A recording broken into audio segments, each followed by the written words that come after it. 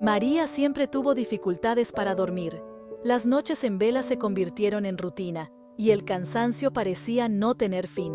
Cada mañana era un desafío, el cansancio reflejado en su rostro, mientras su esposo, ajeno al problema, comenzaba el día animado.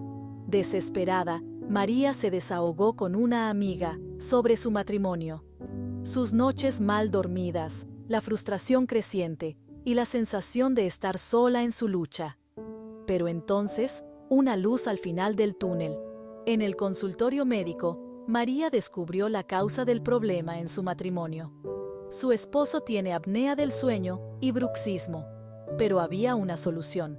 De vuelta en casa, María recibe su pedido de la tienda Glavela. María abrió la caja con esperanza renovada. Dentro, la placa de bruxismo de silicona antirronquidos.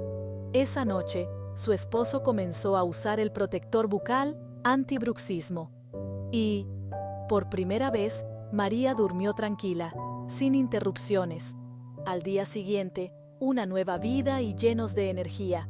María y su esposo, renovados, disfrutaban del día juntos, sin el peso del cansancio o de noches sin dormir. Duerme bien, vive mejor.